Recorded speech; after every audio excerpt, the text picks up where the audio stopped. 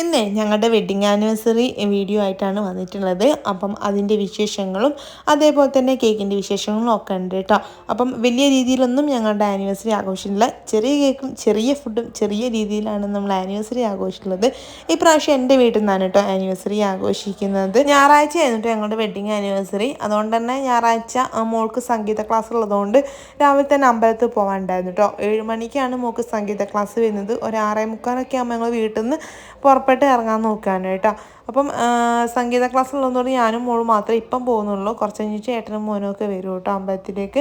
അപ്പോൾ ഞങ്ങൾ പോകുന്നത് ഹരഹര മഹാദേവ ക്ഷേത്രത്തിലേക്കാണ് കേട്ടോ, കാരന്തൂർ.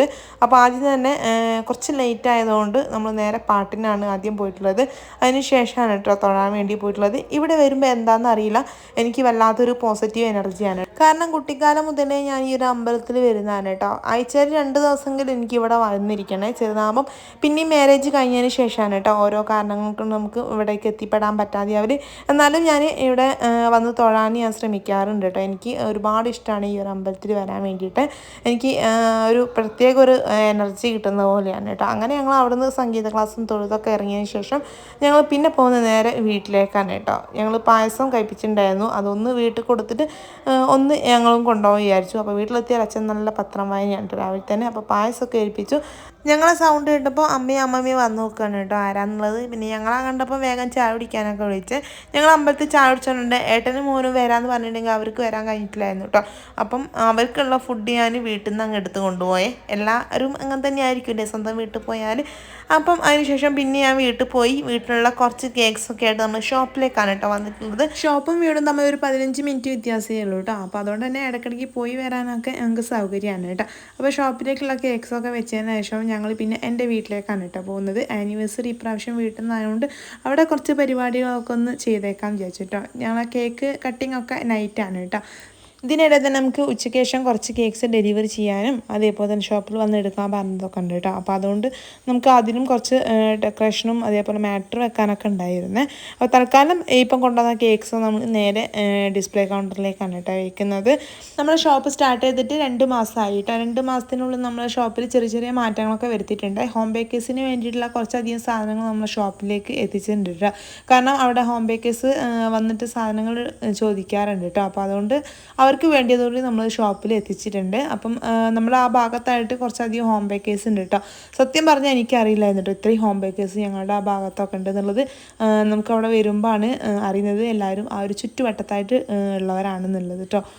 ഷോപ്പിന് ഹസ്ബൻഡ് ആക്കി ഞാനും മക്കളും എൻ്റെ വീട്ടിലേക്ക് പോകുന്നുണ്ട്. എൻ്റെ വീട് ഷോപ്പിൻ്റെ തൊട്ടടുത്തായിട്ടാണ് കേട്ടോ വരുന്നത്. അപ്പോൾ വീട്ടിലെത്തിയപ്പോൾ അമ്മയും അമ്മമ്മയും എല്ലാവരും കൂടി ഇതാ ബിരിയാണിക്കുള്ള പരിപാടിയൊക്കെ ഏകദേശം തുടങ്ങിയിട്ടുണ്ടായിരുന്നു കേട്ടോ. ഞാൻ എത്തിയപ്പോഴേക്കും ചോറുകൂടി ആവാനുണ്ടായിരുന്നുള്ള. പിന്നെ പായസം വെക്കാനുണ്ടായിരുന്നു കേട്ടോ. പായസം അടപ്പായസമായിരുന്നു വെച്ചിട്ടുണ്ടായിരുന്നത്. അപ്പോൾ അത് ഞാൻ അട വെച്ചിട്ടുള്ളത്. പായസം സത്യം പറഞ്ഞാൽ ഒരുവിധ ആൾക്കാർക്കൊക്കെ ഉണ്ടാകുന്ന പോലെ സ്വന്തം വീട്ടിൽ പോയ ഒരു മടിയാണ് കേട്ടോ. അവിടുത്തെ പണികളൊക്കെ ചെയ്യാൻ വേണ്ടിയിട്ട് ഞാൻ എന്ത് ചെയ്യുക വേഗം അവിടെ എവിടെയും പോയി ഫോൺ നോക്കുകയാണ് ചെയ്യുക. അപ്പോൾ ഇപ്രാവശ്യം പോയപ്പം പായസത്തിൻ്റെ ഡ്യൂട്ടി എനിക്ക് കിട്ടുകൊണ്ട് ഞാൻ വേഗം അത് ഉണ്ടാക്കി കൊടുത്തേ. അങ്ങനെ ഫുഡൊക്കെ കഴിച്ച ശേഷം ഞങ്ങൾ പിന്നെ ഷോപ്പിലെത്തി. അവിടെ നമുക്ക് കേക്ക് ഡെലിവറി ചെയ്യാണ്ടായിരുന്നു കേട്ടോ. ഫസ്റ്റ് നമുക്ക് ഈ ഒരു കേക്ക് ആയിരുന്നേ. ഇതൊരു കസ്റ്റമൈസ്ഡ് പിസ്താച്ചിയോ കേക്കാണ് കേട്ടോ. അപ്പോൾ അത് അവിടെ അടുത്തായിട്ട് ഞാൻ കൊടുക്കാനുള്ളത്. അങ്ങനെ കേക്കൊക്കെ പാക്ക് ചെയ്ത് ഏട്ടനാണ് കേട്ടോ കേക്ക് കൊണ്ടുകൊടുക്കാൻ പോകുന്നത്. നമ്മുടെ ഇനാഗ്രേഷന് പങ്കെടുക്കാൻ കഴിയാത്ത ഒരുപാട് പേര് പിന്നെ നമ്മുടെ ഷോപ്പിലേക്ക് വരാറുണ്ട് കേട്ടോ. ഷോപ്പ് കാണാനും കേക്ക്സ് വാങ്ങാനും ഒക്കെ തന്നെ.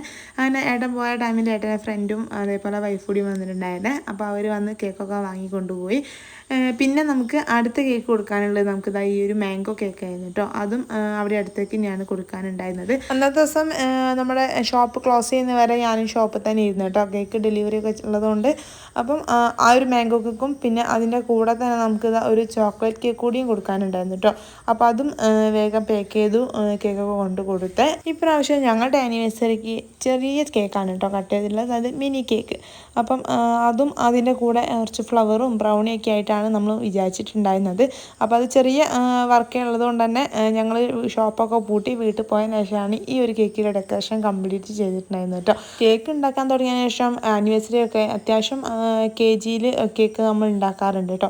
ഇപ്രാവശ്യം എന്താണെന്ന് അറിയില്ല, ചെറിയ കേക്ക് മതിയെന്ന് വിചാരിച്ചിട്ടോ. അപ്പോൾ അതുകൊണ്ട് നമ്മൾ ഇതേപോലെ ഒന്ന് ചെയ്തെടുത്തിട്ടുണ്ട്. കഴിഞ്ഞ വർഷത്തെ ആനിവേഴ്സറി ഞങ്ങൾ ചെറുതായിട്ടൊന്ന് സെലിബ്രേറ്റ് ചെയ്തിട്ടുണ്ടായിരുന്നു കേട്ടോ. നമ്മൾ ഫാമിലി എല്ലാവരുടെയും ഒന്ന് ഒത്തുകൂടിയിട്ട്.